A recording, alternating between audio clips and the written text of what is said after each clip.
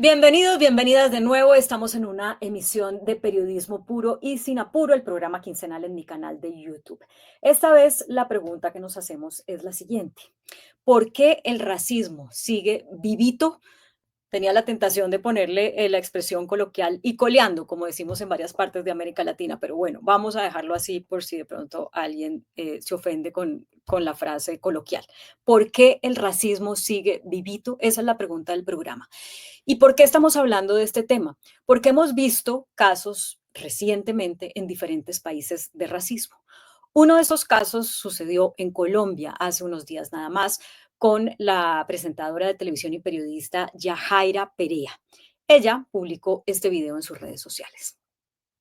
Para compartir lo que me acaba de ocurrir, tomé este bus de SITP de una señora que ya les voy a mostrar, está allá, se hace al lado de mi puesto y me insulta, me dice negra de mierda, negra no sé qué cosa, por pedirme permiso. Y le digo, señora, pues pase, además hay 10 puestos libres y viene usted aquí a insultarme. No, señora. Me dice, ay, negra de mierda, no sé qué. Y yo digo, racista. Y el racismo no es una opinión, es un delito. Así que llamé a la policía, el señor del carro me hizo el favor de detenerse justo al frente del CAI. Y acá estoy con la señora. Acaba de decir, ay, disculpas por decirle negra, me equivoqué. Ah, pero entonces el malestar que me genera a mí, estoy temblando de la molestia, estoy temblando de que esto siga pasando en esta ciudad. Y ella se bajó para escaparse y la policía la detuvo. No puede ser posible que en esta Bogotá, no puede ser posible que en este país la gente siga creyendo que puede acercársele a los demás y por su color de piel y respetarlos. Yo voy a un compromiso. Bueno, ese es lo que publicó Yajaira. El otro caso también sucedió en Colombia y sucedió a propósito de estas declaraciones que dio el presidente Gustavo Petro. Y a mí nadie que sea negro me va a decir que hay que excluir a un actor porno que creó el sindicato de trabajadores sexuales del Bois de Boulogne en París. Pero no solamente son casos de Colombia. En España salió un informe que dice que el racismo y la xenofobia son causales del 44% de los delitos de odio en ese país. Durante la Eurocopa femenina de este año, la futbolista inglesa Jess Carter denunció haber sido víctima de insultos racistas en redes sociales y pues rechazó tener que seguir haciendo frente a este tipo de violencia por su color de piel y pidió acciones concretas. Hace 2 semanas en México, una mujer insultó a un policía cuando éste le iba a poner una multa por estar mal estacionada. Le dijo, a huevo, odio a los negros como tú, los odio por nacos. Hace poco también en España, una familia colombiana en Valencia fue tremendamente agredida, una familia afro fue tremendamente agredida en el color, porque había supuestamente cometido una infracción en el metro. La intervención policial fue desproporcionada y fue violenta según testigos y organizaciones antirracistas. Para hablar de este tema nos acompañan dos personas de invaluables calidades para poder comprender lo que está sucediendo. ¿Quiénes son? Luis Gilberto Murillo, exministro de Relaciones Exteriores de Colombia, líder afrocolombiano, nacido en Chocó y bueno, con una larga trayectoria en muchas áreas, pero en el área, digamos, de los derechos de las personas afro, pues tiene una destacada trayectoria. Luis Gilberto, bienvenido a Periodismo Puro y Sin Apuro. Muchas gracias, Claudia, por la oportunidad y obviamente también agradecerle a toda su audiencia. Muchas gracias. Y nos acompaña además Dayana Blanco Acendra, que es directora general de ILEX, Acción Jurídica, una organización liderada por abogadas afrocolombianas que tiene entre sus propósitos alcanzar la justicia racial en Colombia, Latinoamérica y el Caribe. Dayana, bienvenida a Periodismo Puro y Sin Apuro. Gracias, Claudia, por la invitación y a toda la audiencia que nos escucha. Bueno, siempre empiezo el programa pidiéndoles a las personas invitadas que respondan la pregunta del programa. ¿Por qué el racismo sigue vivito, Luis Gilberto? Pues obviamente está vivo porque es parte de la herencia colonial, de la eh, eh, vergonzosa institución de la esclavización. Y no hemos tenido una respuesta sistemática y constante para realmente poder superar el racismo y la discriminación racial, es un asunto estructural, no solamente en Colombia y en América Latina, sino como usted lo muestra a nivel mundial. Y es un asunto de poder, porque aquí se niegan unas historias, se reconocen otras, y de fondo, a la población africana y afrodescendiente en todo el mundo no se le ha humanizado. Todavía estamos en ese proceso y eso genera enormes obstáculos para poder garantizar la dignidad de las personas en ese ámbito, porque es un asunto de libertad, es un asunto de libertad en la esfera étnica y racial, y sobre todo superar el uso de ese término tan fatigante de raza. Y en ese sentido, sí es muy importante reconocer que muchos académicos lo han tratado en el caso de América Latina y la enorme herencia colonial que todavía tenemos, y eso requiere de mucha pedagogía, pero vuelvo, insisto, es un asunto de espacios de poder. Le doy la palabra a Dayana, pero antes, cuando usted dice que a las personas afro, no me acuerdo la frase exacta, pero no se les ha humanizado, me hace recordar que en este caso tan conocido de la señora Luz Fabiola Rubiano, que fue condenada a 17 meses de prisión por haberle dicho simio a la vicepresidenta Francia Márquez, esa es como la evidencia de que hay un sector de la población que ve a las personas afro no como humanos, sino como, Eh, es hasta terrible decirlo, sino como animales o como otra denominación, ¿sí? eh, Entonces, Eso es cierto, Claudia, y tiene implicaciones concretas. Es decir, cuando tú miras las estadísticas sobre violencia, sobre asesinatos, sobre condiciones de pobreza, de exclusión, la percepción que se tiene en promedio de las personas no afrodescendientes, de las personas no negras, para usar el término, es muy distinto porque no lo consideran algo de respuesta urgente y de tema de país. Y voy a limitarme al caso de Colombia. En el caso colombiano todavía nos falta mucho avanzar en el conocimiento y en las respuestas a asuntos relacionados con el desarrollo de las relaciones interétnicas, en las relaciones interregionales y las relaciones interraciales. Entonces ahí hay un enorme desafío porque todavía no es un asunto de debate de país, realmente de debate central del país para poder avanzar. Y, no, sí. y en el caso colombiano, aún más, porque entonces se regionalizó todo lo relacionado con etnia y raza. Tú notas, para volver al punto que hacías, tú notas que cuando se refieren a nosotros, a nosotras en esta esfera y hacen comparaciones para afectarnos, denigrar, en fin, siempre utilizan un comparativo de animal. Ujú. Ponle cuidado, en contra mío lo usaba, en contra de mucha gente que es visible en nuestra comunidad. Y eso es un patrón, un indicador de que todavía estamos en el proceso, en el subconsciente, de humanización de una población que ha sido afectada por una enorme herida histórica. De acuerdo. Dayana, ¿por qué el racismo sigue vivito? Yo estoy de acuerdo con lo que han conversado. Yo creo que el racismo sigue vivo porque hace parte de la estructura de la sociedad, específicamente colombiana, pero de la sociedad a nivel mundial. Y esa estructura quiere decir que está presente en las instituciones, está presente en la forma en la que vemos y actúa el Estado, está presente en las relaciones interfamiliares, está presente en las relaciones laborales. Sigue vivo porque hemos sido incapaces como sociedad de superar esas dinámicas que existen entre las personas, derivado de un concepto que también toca Luis Gilberto en relación con la raza como construcción social, no como un concepto biológico, es lo que ha hecho que a las personas afrodescendientes alrededor del mundo se nos asignen una serie de características negativas o esencializantes que lo que hace en ese relacionamiento de las personas afrodescendientes con el Estado, con el sector público, con el sector privado, suframos de violencias como animalización, que ya ustedes lo han mencionado, hipersexualización en el caso de las mujeres y también de los hombres, exacerbada criminalización en nuestro relacionamiento con el sistema judicial y la policía, hipervigilancia de nuestros cuerpos, de nuestros barrios, y esos son en lo menos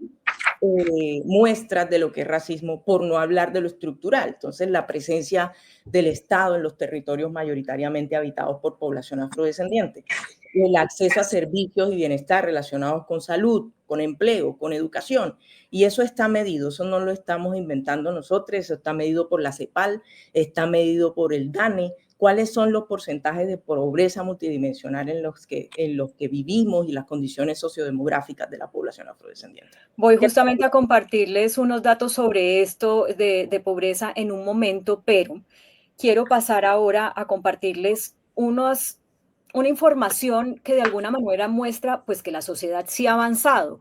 Y entonces yo complejizo un poco la pregunta, ¿por qué a pesar de esto que les voy a mostrar, seguimos como si no hubiéramos avanzado? O sea, cuando uno ve a una persona decirle a otra simio, cuando uno ve a otra persona decirle negra desgraciada, es como si estuviéramos más de un siglo atrás. O sea, como que las leyes, los castigos, como que no funcionan para cambiar las mentes y las percepciones de las personas. Ya voy con ustedes, déjenme compartirles esto. Miremos un cuadro de los procesos iniciados en Colombia en los últimos años por discriminación racial, según datos abiertos de la Fiscalía General de la Nación. Aquí estamos viendo cómo va subiendo desde el año 2016 hacia adelante, sobre todo desde el año 2021. Si ustedes ven, 429 casos en 2021, 956 en 2022, 1.288 en el 23, 1.254, un poquitico menos en el 24, y en este año hasta julio vamos en 410, lo que indicaría que este año van a ser menos. Y si vemos las leyes, dejemos el cuadrito un momento para que la gente lo pueda asimilar. Pero aquí tenemos la ley 1482 del 2011 para garantizar la protección de los derechos de una persona, grupo de personas, comunidad o pueblo que son vulnerados a través de racismo o discriminación. Tenemos la ley 70 de 1993 o de comunidades negras. Que ya va a cumplir 32 años justo este año, pero le falta reglamentación. Tenemos por primera vez en la vicepresidencia a una mujer afro y tuvieron en Estados Unidos un presidente afro hace unos años, y todo eso pareciera, además de que hay una reglamentación de Naciones Unidas de 1981 que crea el Día Internacional de la Eliminación de la Discriminación Racial. A pesar de todo eso, en vez de avanzar, pareciera que retrocediéramos. Como que hay una resistencia enorme a la hora de dar el paso definitivo para decir el racismo es cosa del pasado. Y yo eso personalmente no lo logro entender. ¿Ustedes qué entienden de eso? Luis Gilberto. Pues hay algunos elementos simbólicos que son importantes, sobre todo en la imagen de país. Yo siempre lo hice, y es cómo usted en la narrativa de la identidad nacional incluye el imaginario negro, afrodescendiente y de otras poblaciones, porque Colombia es un país de diversidades, sobre todo en lo étnico, en lo regional y en otras diversidades. Y lo logramos proyectar porque se vende una imagen etnocéntrica de Colombia, y eso tiene obviamente que ir cambiando, y ha ido cambiando, pero muy lentamente, porque se requiere mucha pedagogía, y esa pedagogía va más allá de lo simbólico. También se requiere que el Estado deje de arrastrar una mirada que es muy elitista, que es muy centralista, que va más allá de castigar simplemente con el Código Penal, que es importante, que los espacios de participación que se tiene son importantes, pero eso también hay que enfrentarlos con políticas públicas sistemáticas, eso hay que enfrentarlo con presupuesto y no solo con sanciones, porque es que mire, si los territorios siguen condenados a la marginalización, los nuestros siguen condenados a la pobreza, siguen condenados a la falta de oportunidades, pues la gente va a tener ese imaginario de la población afrodescendiente, porque no nos ven otros escenarios, y sobre todo en nuestros territorios. Y lo estaba planteando en ese sentido, lo decía Dayana. Mire, Dayana planteaba que hay una lógica que nos detiene, que no deja que avancemos, porque solo en el caso de la criminalización, Si tú ves en lo simbólico, Claudia, las imágenes que se proyectan, y eso a nivel mundial, cuando se asocia con criminalidad, aparece un rostro afrodescendiente, negro afrodescendiente.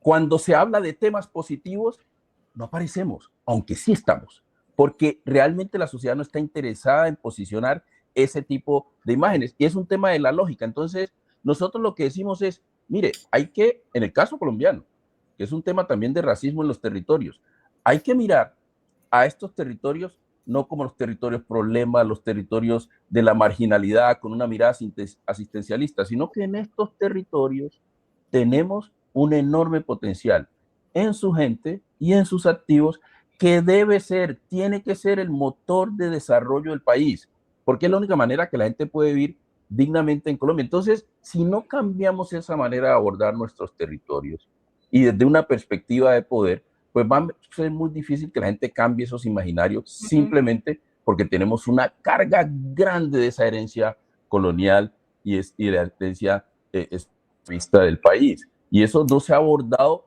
Claudia, eso no se ha abordado con profundidad en Colombia, la verdad. La gente, algunos temen dar esa discusión, otros la ven de manera muy superficial. Por ejemplo, cuando el presidente hizo el comentario que todos rechazamos porque son comentarios inaceptables, él lo hace y racializa una discusión que es una discusión pública que no tiene que ver con que la persona sea afrodescendiente o no. Eso es un tema de una discusión con un ministro de Estado, con su gobierno, pero cuando el presidente hace eso, realmente lo que pone es una situación aún más de prejuicio de una población que con esa manifestación la estereotipa y además pone en tela de juicio un planteamiento de un proyecto que es un proyecto colectivo del pueblo afrodescendiente, no simplemente para el pueblo afrodescendiente. Lo que nosotros, es la herencia que tenemos de nuestros ancestros, es que nosotros luchamos por la libertad y la igualdad no simplemente para nosotros, sino para un país del cual queremos ser parte. Sí. Y cuando el presidente lo plantea así, nos pone otra vez en la división que nosotros mismos rechazamos. Gracias, Luis Gilberto. Dayana, los datos sobre, digamos, económicos que evidencian la discriminación los quiero compartir antes de que usted dé su reflexión sobre esta pregunta que hice. En Colombia, la pobreza en las personas afrodescendientes alcanza al 40,8% de la población afrodescendiente versus al 27,8% de la población no afrodescendiente. Y eso no es porque, ¿no? Eso es porque hay un racismo que tiene que ver con lo que Luis Gilberto nos estaba explicando. Pero no solamente es caso de Colombia. Aquí tengo los datos de Brasil, que es un país donde también hay una población afro numéricamente muy importante y desde luego importante en otros aspectos. En Brasil, la pobreza alcanza al 25,5% de la población afrodescendiente y al 11,5% de la población no afrodescendiente. Con estas cifras le doy la palabra a Dayana para que usted nos diga por qué, a pesar de todo lo que se ha hecho, las leyes, los castigos, campañas que serán insuficientes desde luego, pero por qué es como que no avanzamos nada. O sea, en la mente de la gente seguimos siendo unos esclavistas o unos... no avanzamos. ¿Por qué? Bueno, yo quisiera hacer como la primera reflexión, y es que el derecho penal, la sanción penal, si bien es un avance, y con esto me refiero, por ejemplo, a la ley 1482, no sirve para resolver el problema estructural. Sirve para castigar en el momento a la persona que cometió el delito, pero no sirve para resolver lo estructural, que es el racismo que nos afecta en la forma que ya hablamos en la primera respuesta. Pero además, los avances legislativos que hemos tenido, porque sí los hemos tenido, los avances legislativos, se encuentran en una gran brecha entre lo formal y lo material. Entonces, si bien hay un avance en lo formal, que es casi simbólico, las personas en lo material, las personas afrodescendientes en Colombia, negro, afrocolombiano, palenquero y raizal, no vamos al tiempo con esos avances normativos. ¿Por qué? Porque hay que cambiar unas estructuras, una cultura, una forma de educación que hemos recibido, no ahorita, no en mi edad ni en la edad de Luis Gilberto, que hemos recibido por siglos en esta sociedad. Entonces ahí tenemos una gran diferencia entre los avances simbólicos, formales y los avances materiales, primero. Segundo, Colombia es un país que no admite que existe un racismo. Y tercero, no se han dado los debates alrededor de las tensiones raciales que existen en el país, como sí se han dado estos debates en países como Estados Unidos y en países como Brasil.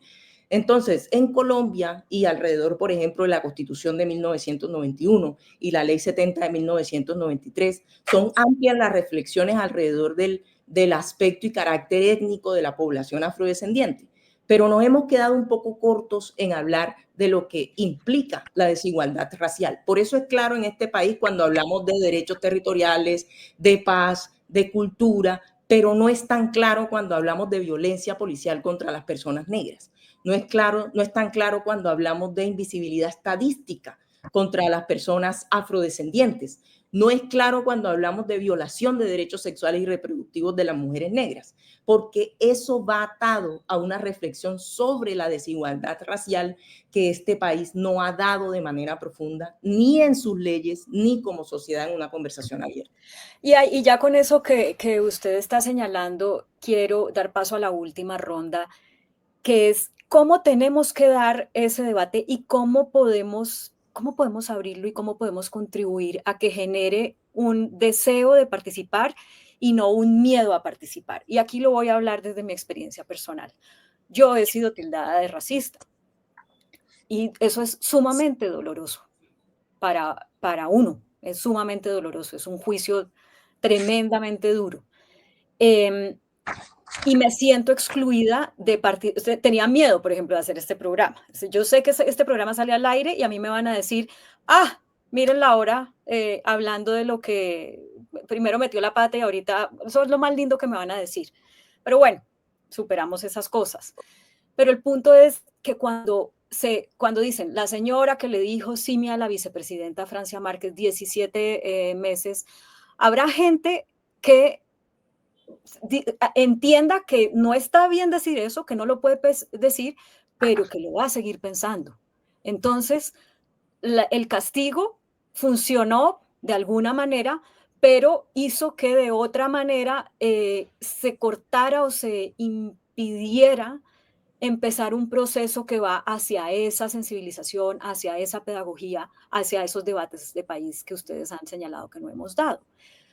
Como no se trata entonces de decir no castiguemos a nadie y que cada quien diga el insulto que quiera, ¿dónde está ese punto para que podamos ir hacia ese otro escenario, que es la de conversemos todos para entender y que no nos dé miedo preguntar y que no nos dé miedo que entonces cualquier cosa nos van a decir usted es racista? Porque muchas personas tienen comportamientos racistas sin saber que tienen comportamientos racistas, como muchos hombres tienen comportamientos machistas sin saber que tienen comportamientos machistas.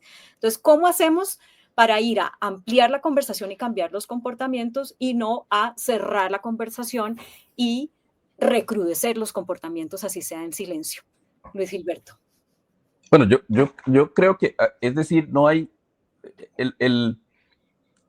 no debe dar miedo, temor a hablar de racismo y discriminación racial. Y cualquiera que se considera parte de esa nación que aspiramos a que sea incluyente debe darlo, porque si tú vas, Claudia y Dayana, a el origen de la nación colombiana, el propósito que movió a afrodescendientes, a descendientes de africanos esclavizados, a indígenas, a campesinos, a población criolla que vivía en condiciones de privilegio, lo que los unió frente a la independencia fue esa idea que ataba a todas esas poblaciones en torno a una nación incluyente.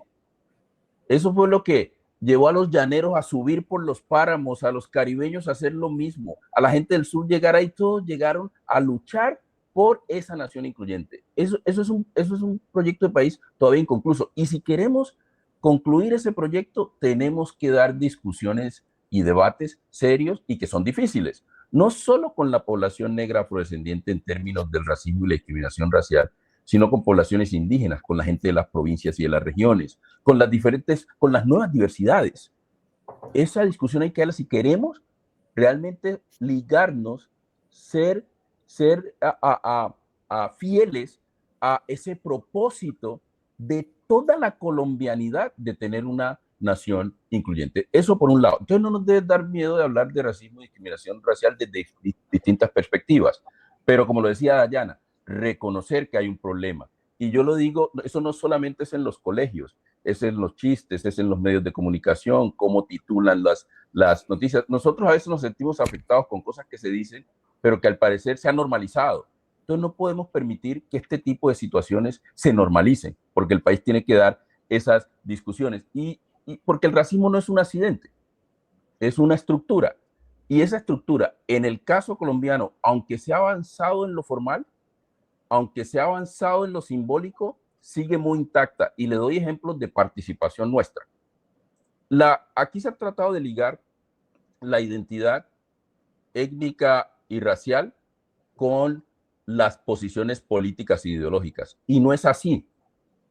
A una persona afrodescendiente también puede, obviamente, y tiene todo el derecho de tener posiciones políticas e ideológicas distintas. Usted se refiere a cuando el presidente Petro le dijo al presidente de la Corte Suprema de Justicia, un negro conservador. Exacto, un negro puede ser conservador. Eso es obviamente negarle la agencia a la persona afrodescendiente. Sus derechos, su libertad en la esfera de raza y etnicidad, porque eso no está ligado. Además, yo que conozco a Gerson Chaverra y a su familia es una familia liberal del Baudó. Liberal del Baudó. Yo no sé sus posiciones ahora, pero Gerson es orgullo nuestro. ¿Por qué? Porque no está ligado. La gente, te voy a colocar un ejemplo, la gente habla de José Prudencio Padilla. El presidente. José Prudencio Padilla, el gran prócer, el líder del levantamiento de pardos y negros en Cartagena la Libertaria. Bien, no conocemos poco, esa historia hay que conocerla.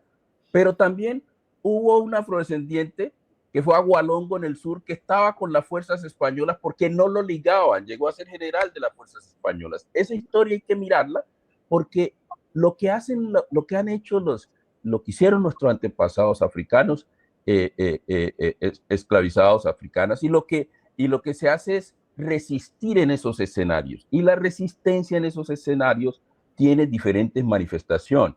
¿Por qué? Porque cuando a ti te dan a nosotros nada nos lo regalan. Cuando nos ganamos esa participación, hay varias maneras de participar. Una que es proporcional.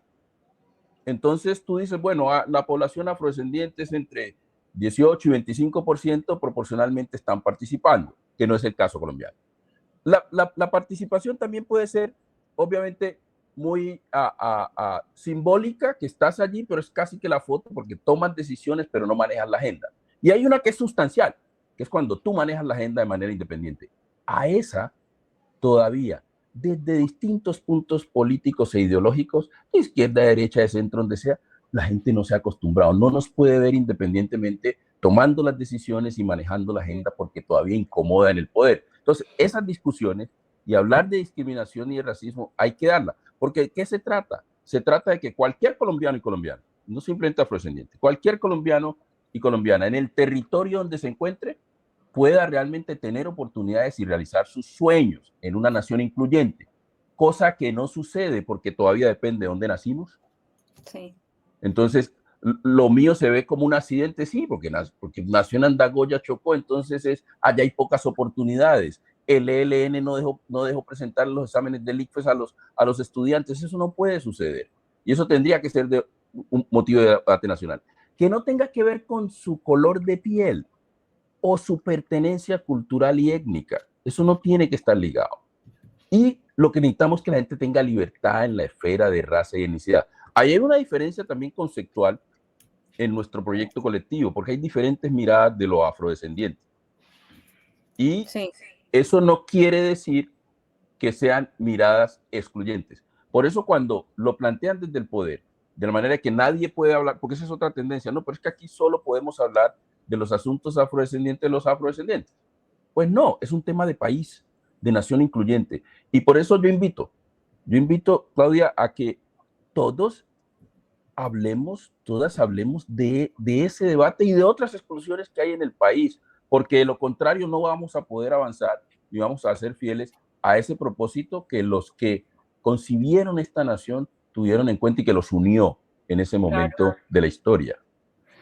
Muchas gracias. Dayana, para cerrar, ¿cómo Pero podemos hacer que esta conversación nos ayude a eliminar el racismo y no a recrudecer unas posiciones, así sea en silencio, porque no es políticamente correcto? esa pregunta la hace mucho.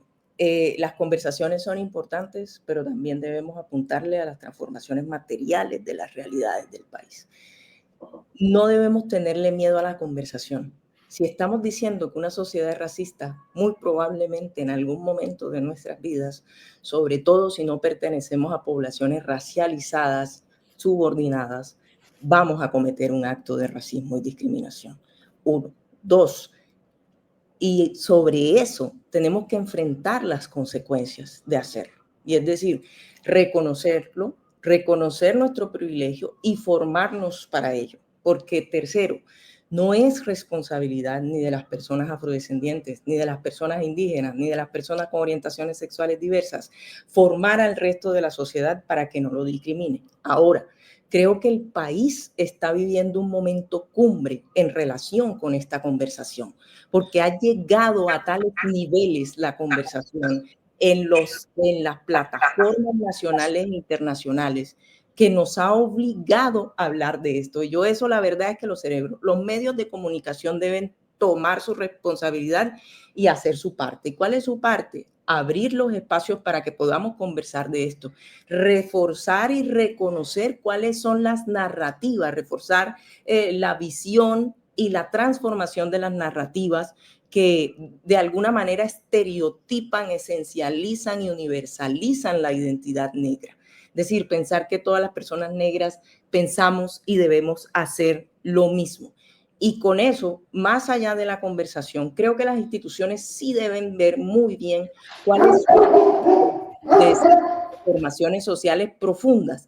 Las organizaciones de la sociedad civil, los liderazgos dentro del movimiento afro, en su diversidad, llevan décadas liderando acciones para la transformación.